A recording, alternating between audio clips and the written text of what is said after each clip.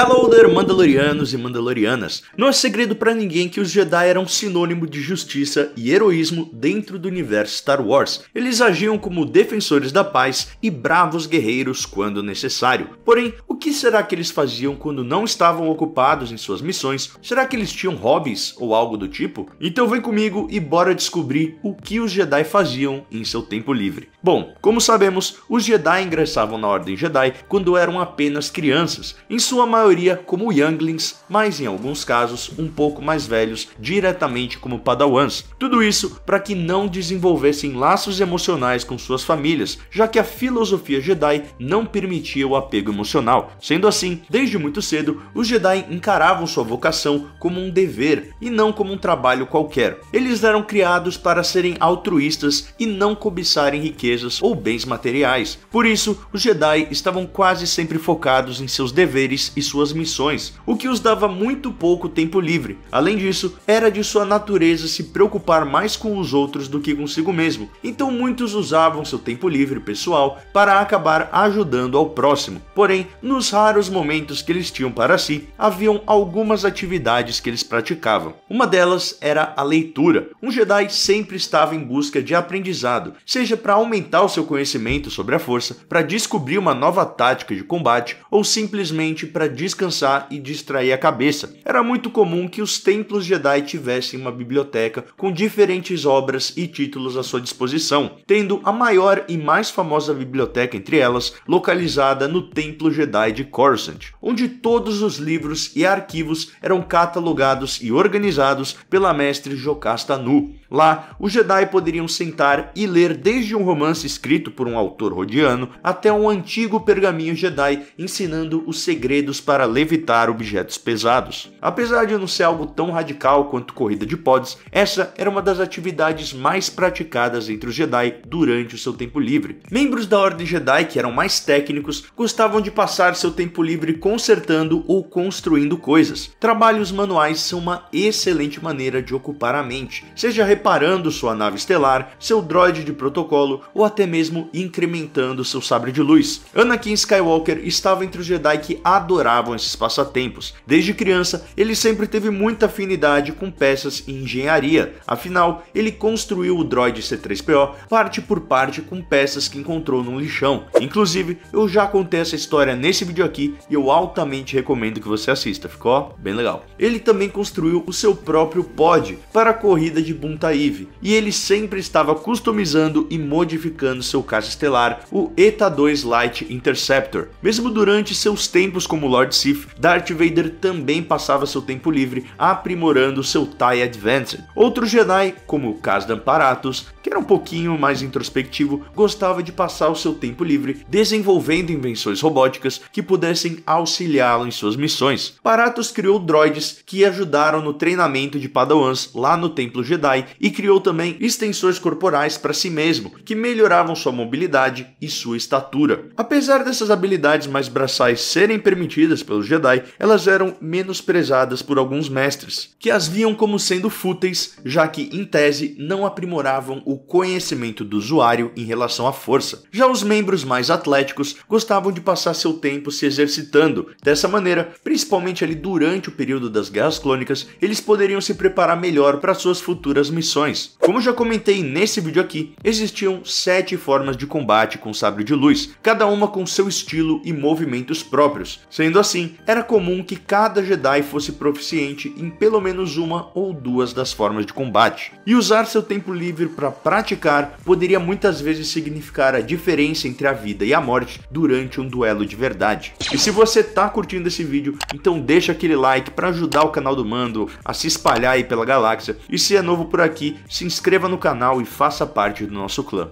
Outra atividade que era permitida pela Ordem Jedi era o consumo de bebidas alcoólicas, mas não do jeito que você está pensando. Os Jedi podiam ingerir bebidas alcoólicas em certas circunstâncias específicas, como em missões diplomáticas, como uma maneira de mostrar respeito à cultura anfitriã, ou como uma maneira de se misturar em missões que exigissem algum tipo de disfarce. Pois é, não fica esperando aí um happy hour do Conselho Jedi, porque não vai acontecer tão cedo.